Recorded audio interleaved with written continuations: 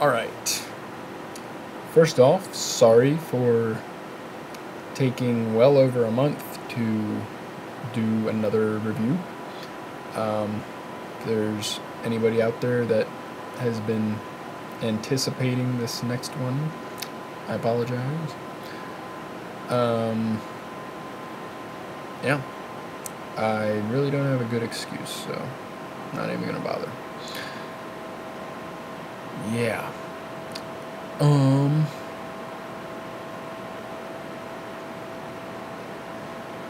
with the review.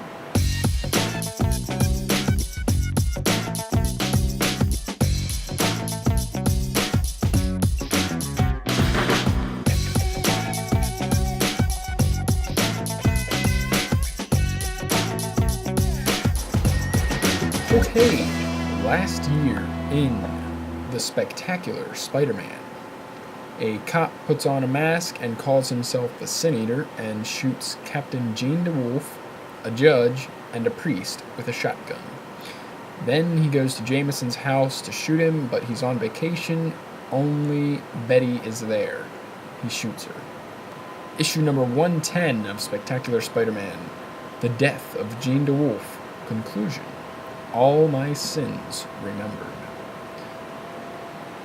Turns out that just before the Sin Eater shot, Betty ducked under the desk where she was sitting. As Sin Eater squabbles with her, Spider-Man comes in the window and beats the crap out of him. Daredevil then comes in and fights Spider-Man to stop him from killing the Sin Eater. Sin Eater, or otherwise known as Stan Carter if you remember him last time, goes to jail.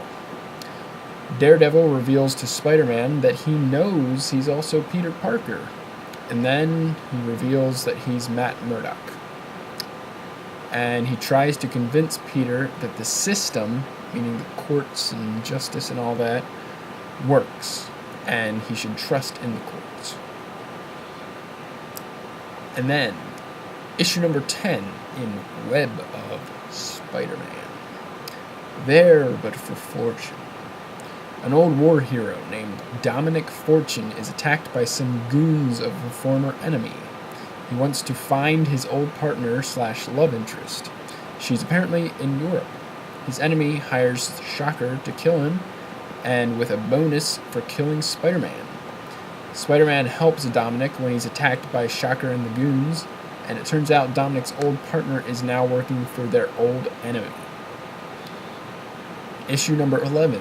Have you seen That Vigilante Man? In a laundromat, Peter roughs up some punks who are about to rob and rape a girl working the cash register. Word spreads quickly, and people think of Peter as a hero. The gang then begins harassing Peter and breaking into his apartment to leave him warning messages. He visits them as Spider-Man to scare some sense into him. But this just makes them set his apartment on fire. One thing I really didn't like about this issue is Joe Robertson's reaction to the news about what Peter did. He calls it idiotic, which, okay, maybe it's not a good idea to get involved in stuff like that because you might get killed. And he says that he and Jameson are opposed to vigilantism, and that Peter's act is encouraging others to put themselves above the law. And then to bury the story deep in the paper so that nobody reads it. And let me just say, I don't consider it vigilantism to beat up some no-good thugs who are about to rape a girl. Call me old-fashioned, but that is in absolutely no way a bad thing. Or it's just like a, this person's in trouble, I should probably stop the bad guys before something bad happens to them. Maybe. There's a difference between standing up for someone who can't defend themselves in a situation you just happen upon, and going out looking for crimes being committed and taking the law into your own hands. That's vigilantism. When you go looking for the trouble. It just seems really pig-headed and dense to do anything but applaud Peter's actions in this situation. Ran over, let's go on to the next issue. Issue number 12, Law and Order. Peter's apartment is in pretty bad shape due to smoke damage, and he gets angry, but MJ convinces him to have them arrested instead of getting them back as Spider-Man. He finds out the name of the gang leader, Reno, and then has the gang arrested. Then Reno's brother Hector pays their bail, and then they threaten Peter again. He gets real pissed. And Hector tells them he'll kill Peter for free and leaves. Reno and the rest of the gang don't like this because they don't want to go to jail, so they run after him. Hector waits in Peter's apartment for him to come home, but he's out as Spider-Man trying to find Reno. They tell him about what's happening, and he rushes home just in time to save MJ as she enters the apartment. MJ leaves as Spider-Man scares Hector and comes back with cops who arrest him. Spider-Man leaves and comes back as Peter, and then Peter decides not to press charges against the gang, who decide not to ever harass him again or even continue in their criminal ways. Issue number 13, Point of View. While Spider-Man is swinging through the city, a man sees him, gets scared, and runs right into traffic. Spider-Man saves him from being injured too badly. The public and Jonah Jameson twist the facts and claim that Spider-Man came after the guy and made a truck hit him. Spider-Man reaches his breaking point and gets insurmountably pissed off and crashes into Jameson's office to yell at him and scare some sense into him.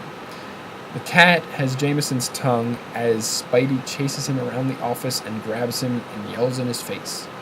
Spider-Man then leaves, and Robbie tells Jameson that Ben Urich got the goods on the man that ran into traffic.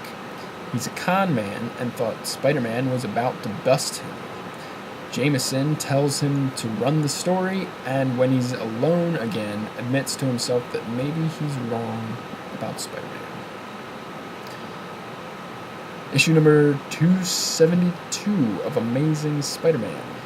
Make way for Slide. There's a guy who can glide really fast due to a liquid he created that eliminates friction. He uses it to rob a bank. He seeks revenge against the company that ruined his life. Spider-Man fights him but can't defeat him. He vows to look out for number one, and everyone else comes second. A Native American shaman tells his nephew, Puma, that the time has come to fight the Beyonder, and he must seek the aid of Spider-Man. Issue number 273, To Challenge the Beyonder. The shaman tells Puma there's an ancient prophecy that one from beyond will come to destroy Earth. Puma goes to Spider-Man to ask his help in finding and killing the Beyonder, and they suspect the leader of a new cult to be the Beyonder, but he's not, and then the leader tells them where they can find the Beyonder. Spider-Man tells Puma he's backing out because he doesn't want to kill anybody. Not even the Beyonder. And wants to wait for the Beyonder to make the first move before he does anything. Puma finds Beyonder, but he teleports him to Japan. That is, Beyonder teleports Puma to Japan. A week later, he comes to Peter and says he'll give him $100,000 to help him. Peter still resists, but accidentally calls the Beyonder into his apartment. Also, Mary Jane is again dressing very sluttily in this issue. While painting Pete's apartment, she wears like a leotard kind of thing, like the things women exercised in the 80s. And yeah. And another thing, this issue references issues of Web of Spider-Man that weren't even released yet. It was published in February, but Peter and Mary Jane talk about something, and an editor note says check out Web of Spider-Man 12 to 13, which weren't released until March and April. So, I don't know, I just find that strange how they would reference future issues. I think I've encountered that before as well recently, but I'm sure it's just to make people buy future issues, but still. It's hard enough to keep the timeline of these issues straight. I'm sure I'm not doing 100% on that, but it just makes it all that much harder. Spectacular Spider-Man number 111. And then the gods cried. Beyonder tells Puma and Spider-Man what his intentions are on Earth. When he discovered Earth, he also found out about desire.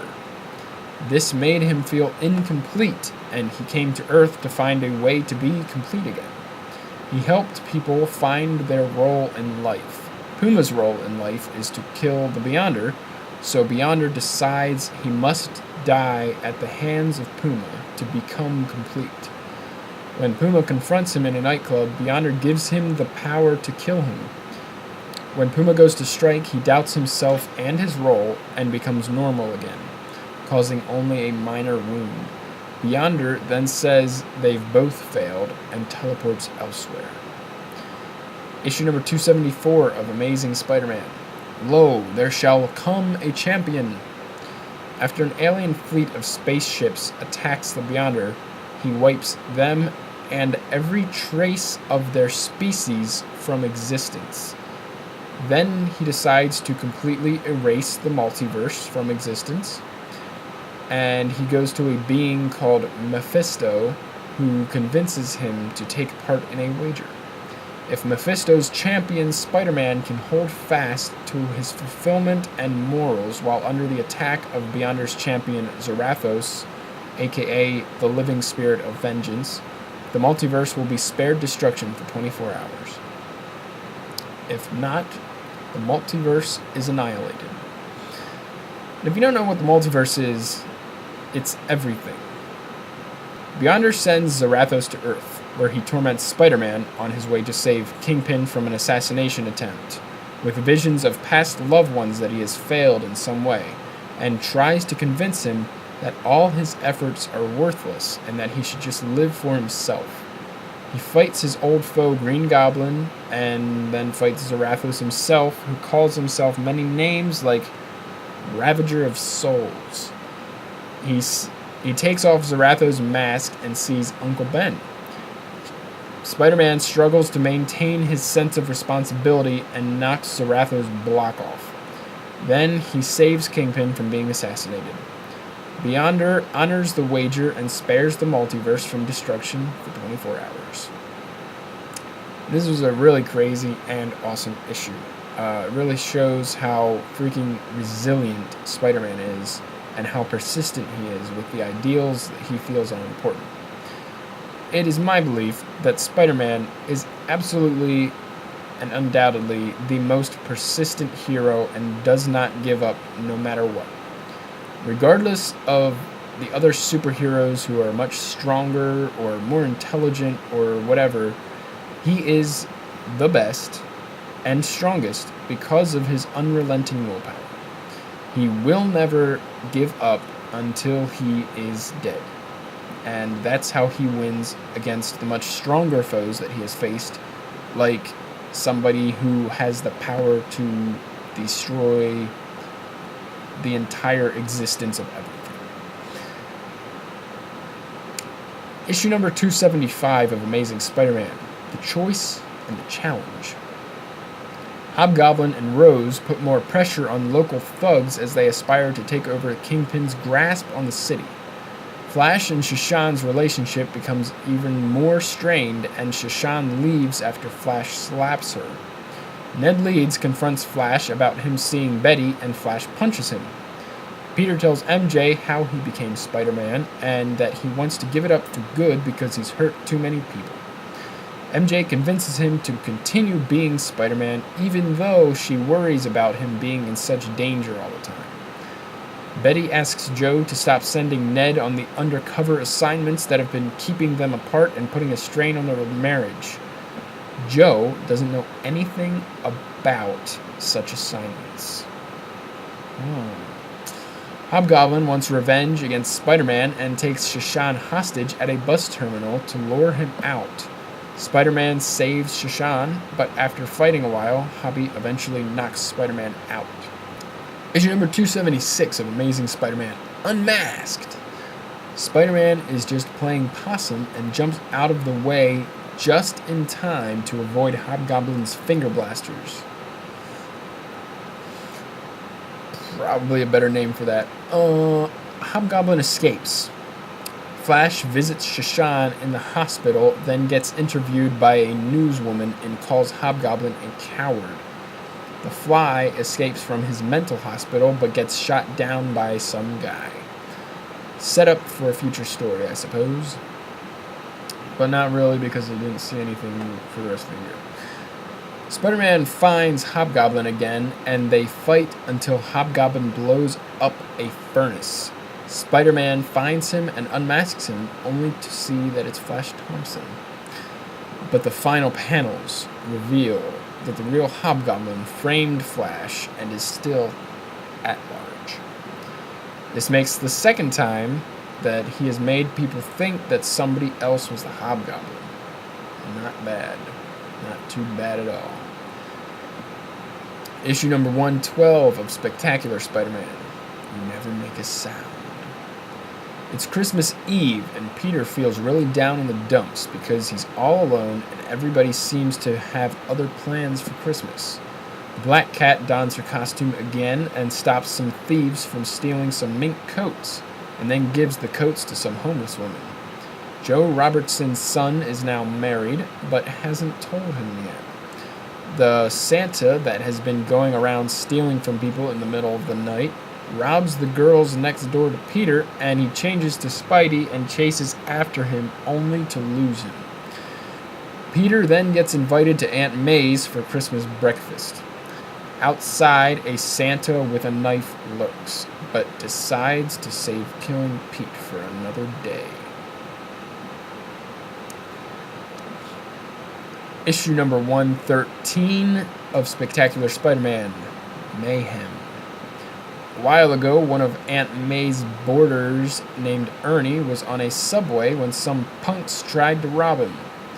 He shot them all and they went to jail. It was pretty awesome. Well, now they're out and they come to May's house to take everyone hostage and rough up Ernie. Peter arrives, turns into Spider-Man, and takes them all out. Also, Black Cat continues her Robin Hood escapades. Issue number 114 of Spectacular Spider-Man, The Key. Some kid breaks into Peter's apartment and steals a box that happens to contain his extra Spider-Man gear. The kid tries to rob a place as Spider-Man, but falls and gets picked up by the police. A police officer tries to make him rough up some punks because he thinks he's the real Spider-Man, but he gets clobbered easily. The real Spider-Man follows the Spider Tracer and finds them and beats up the punks. The kid gives up his life of crime and decides to repair electronics in his dad's locksmith shop. Issue number 14 of Web of Spider-Man, All That Glitters. Black Fox comes back to town and steals a ruby from an embassy. Spider-Man beats up the cops inside to keep them from killing Black Fox. He throws a Spider Tracer on him, and then when he catches up to Black Fox's destination, he finds a bloodied corpse. Since Spider-Man let Black Fox go a few weeks ago, he feels responsible, just like when he let the burglar go that killed Uncle Ben. He vows to give Black Fox a what for. Issue number 15, Fox Hunt. Spider-Man finds Black Fox, but it turns out a guy named Chance with an Iron Man-like suit was the one responsible for the corpse Spider-Man found. Chance and Spider-Man fight for a while, and eventually Spider-Man defeats him. Black Fox returns the ruby he stole for a reward and heads to Europe. Peter sells his solid gold notebook for a mere $3,000 and pays for Aunt May's fiancé Nathan's hospital bills, anonymously. MJ fixes the damage to Peter's apartment while he's away so he doesn't get kicked out.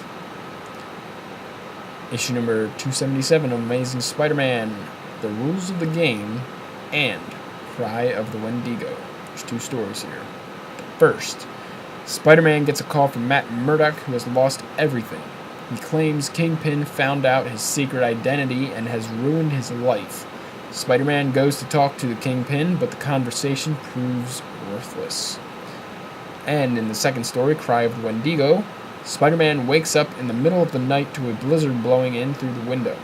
He goes out as Spider-Man to clear his head and saves a Canadian diplomat's little girl after she gets kidnapped. And I gotta say, the art in the second story was extraordinary. Some of the best it's ever been. I don't know why, but snow just makes everything beautiful, especially in comic books. Issue number 278, If This Be Justice. Flash is in jail because he's thought to be the Hobgoblin. A villain who calls himself the Scourge of the Underworld sneaks in and tries to kill him. Spider-Man intervenes, but the Scourge gets away. Outside, he runs into Jean DeWolf's brother Brian in his costumed identity of the Wraith and shoots him dead. That is, the Scourge shoots him. Issue number 115 of Spectacular Spider-Man, Things Fall Apart. Spider-Man's been having some real bad luck lately. He hasn't been able to sell any pictures to the Bugle, and he's been messing up a lot during his battles with bad guys, and he just figures it must be the Black Cat and her bad luck power. He goes to Doctor Strange to see if he can get rid of the bad luck aura. Doctor Strange warns him that it could affect the source of the power. Doctor Strange performs some kind of magic on Spider-Man that gets rid of the aura. Meanwhile, Black Cat is on a job and then gets clobbered by some goons. Her bad luck powers are gone. Issue number 116, 102 Uses for a Dead Cat. Black Cat miraculously beats up the goons and escapes with the contents of the safe, which include Peter's golden notebook. Sabretooth wants to work for Foreigner. It was Foreigner's safe that Black Cat robbed, so Sabretooth volunteers to go kill her. Spider-Man visits Black Cat to let her know that Doctor Strange's spell may have taken away her bad luck powers, and she doesn't handle this news well. Sabretooth attacks her, and Spider-Man intervenes. During his fight, Spider-Man shoots webbing onto Sabretooth's face. Sabretooth rips it off, but it takes his face with it, and Spider-Man takes him to the hospital. Also, there's another story that's been going on for a few months about a kid who's being abused by his father, and his teacher files a lawsuit, and the family moves to a different school district, and the kid messes with one of his dad's machines, and his hand gets zapped by something, and it makes his hand glow, and he loses control of it at one point and accidentally vaporizes his dad. So, yeah. Issue number 117 of Spectacular Spider-Man Dinner Hour. In this issue, neither Spider-Man nor Peter Parker make an appearance. The Black Cat goes to fight Doctor Strange for taking away her powers. He says they weren't taken away, they were just changed. She returns home to find Foreigner, and during their fight, she notices that she can now see in the dark like a cat. They then stop their fight, and Foreigner proposes the idea of killing Spider-Man, to which she agrees. Joe Robertson struggles with accepting that his son got married to a white girl without telling him. The kid with newfound powers, who killed his dad last issue, ran away and with those same powers kills some perverts who try to get him into their car, and then he accidentally blows up a power station. And this issue happens like an episode of 24 in the span of 1 hour, with a clock showing up in various frames. It's pretty cool. Issue number 279 of Amazing Spider-Man, Savage is the Sable. Silver Sable's organization is trying to take down Jack-O-Lantern, and she goes after some street thugs who killed an innocent woman after a robbery and stumbles upon Jack's crew. She takes down 11 of them, but Jack gets away. Issue number 16, Underworld. Issue number 16 of Web of Spider-Man, Underworld. I'm going back a few months for this issue because it's the story that led to these Where is Spider-Man issues. The other two issues for the 1 month didn't have Spider-Man in at all. But yeah, this is the start of why that is. So, Jonah Jameson opens the offices of his new magazine Now, which has been in the works for a while, and sends Peter to Virginia with reporter Joy Mercado. to cover the closing of a factory that should bring about rioting. There, they find things are very out of the ordinary and get captured by a group called Men Without Faces, and they are taken to an underground city. Peter escapes from their grasp and changes into Spider-Man and then beats the crap out of them. He then meets up with a giant man in a terrifying suit called Magma. Issue number 17, The Magma Solution. Spider-Man fights Magma for a bit, then flees and gets purposefully captured as Peter. Magma is working for Roxxon Oil on something with satellites that can blow up any point on Earth. Peter breaks out Joy and their two new friends from the town and purposefully falls back into the cave as they're escaping so he can change into Spider-Man and fight Magma again. During their fight, Magma accidentally shoots some machine and it blows up the entire place. There's an epilogue that happened in all three Where is Spider-Man issues. It's about the aftermath of the explosion. Joy wonders if Peter was caught in the explosion, and there's a shredded Spider-Man suit in the rubble. Issue number 18, The Longest Road. MJ is waiting in Pete's apartment. Pete comes home and tells what happened to him. He jumped out of the mountain just before the explosion, but it still did some damage to him. His costume was in rags, so he stole a trench coat from a farmer. He then hitchhiked to Delaware, where he was arrested for stealing a pie. A corrupt officer there took him to a mansion where the owner hunts prisoners, like the most dangerous game. He managed to avoid dying and took out the corrupt officer and eccentric millionaire and was set free from jail. He then jumped on a truck back to New York. At the end, Peter is about to board a train and is pushed onto the platform. He quickly avoids getting hit by the train, but is shaken because his spider sense didn't warn him. Possibly something to do with the symbiote? We shall see. I mean, I already know that it's something to do with the symbiote, because I know that whole... Anyway, issue number 19, Humbug.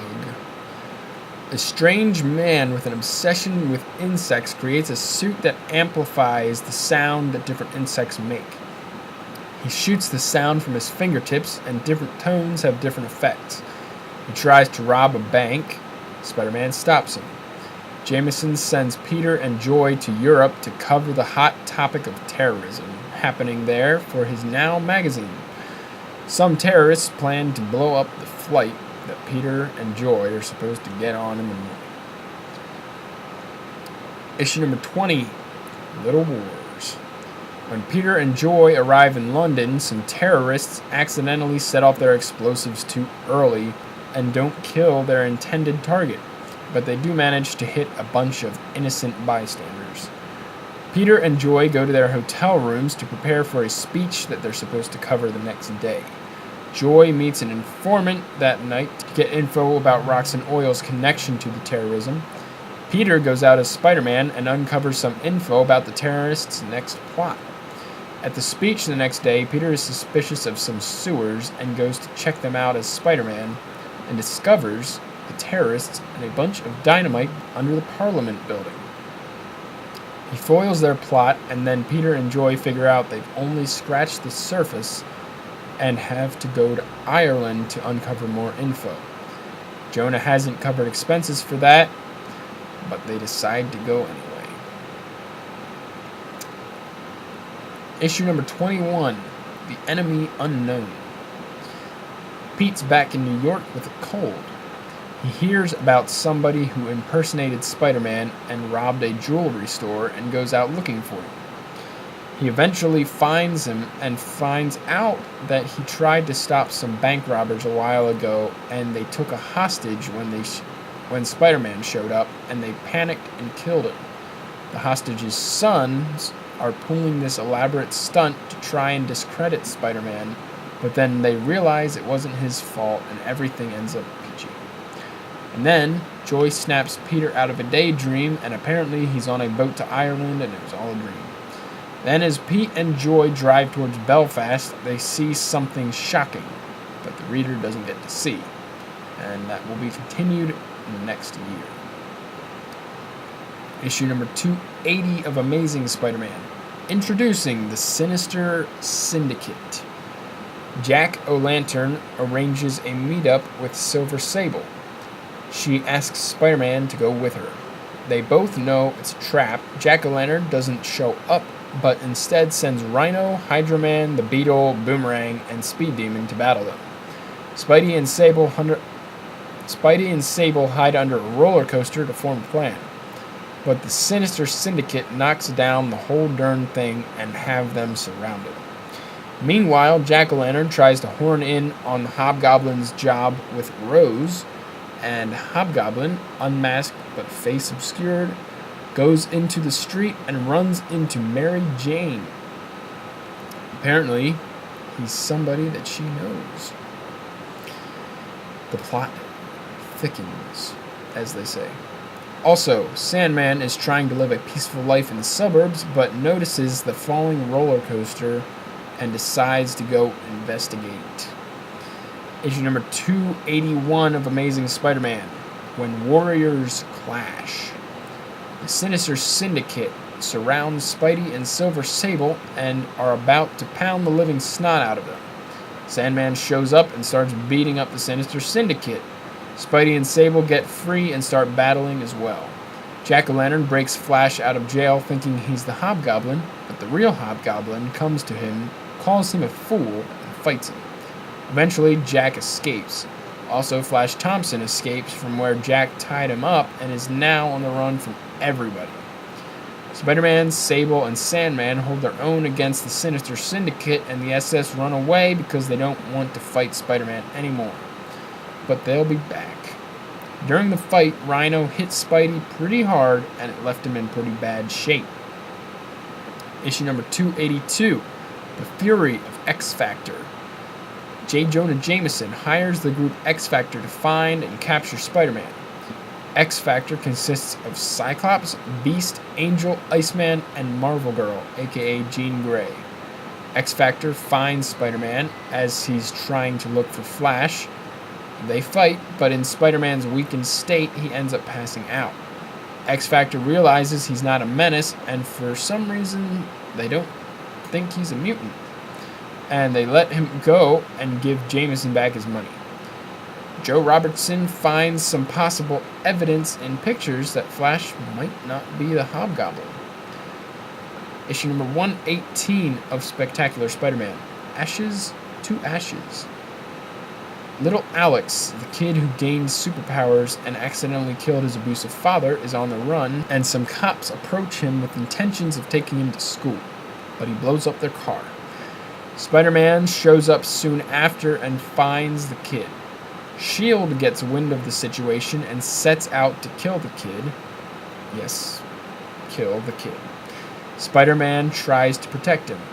Spidey saves Alex from the mandroids they sick on him, but some bull-headed agent from S.H.I.E.L.D. shoots Alex in the back with several lasers from his flying car. Yeah. Issue number 119 of Spectacular Spider-Man, Catfight. Sabretooth breaks out of the hospital with his face all stitched up from when he tried to pull Spider-Man's webbing off of his face, and it took his flesh with it. And now he's out for Spider-Man's blood. Just as he tracks Spidey's scent to his apartment building, Black Cat jumps in to fight him. Black Cat holds her own, rips open Sabretooth's wounds, and eventually starts smashing his face into the sidewalk repeatedly. It's pretty incredible. Turns out her reason for saving Spidey was a plot with Foreigner to regain Spidey's trust, only to destroy him.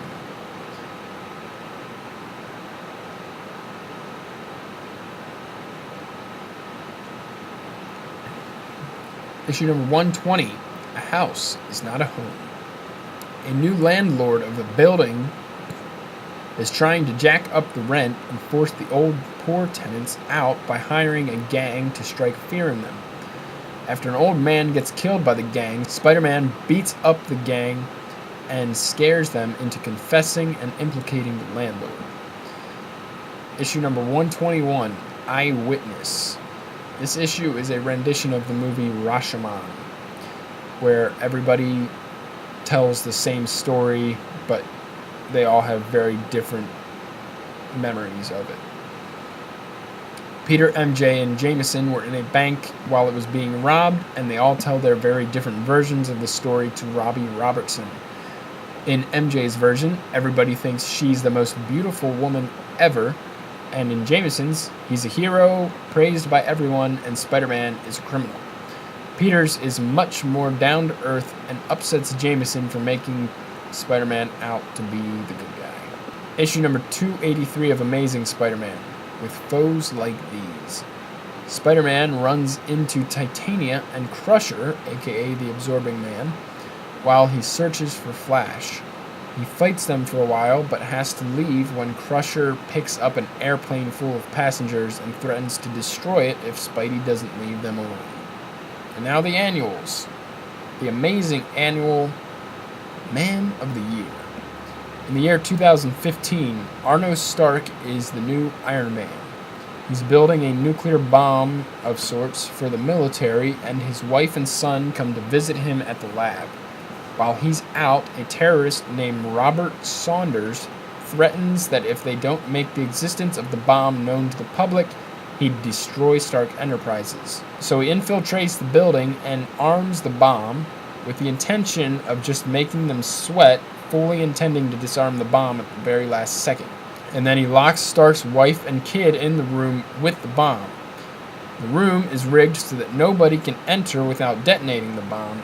Only Saunders' retina scan will open it. Stark accidentally kills Saunders in a fantastic explosion and needs to get a retina scan to be able to enter the room. So he uses a newly built time machine to travel to Saunders' first newspaper headline when he's a kid, and this happens to be in the present day of 1986.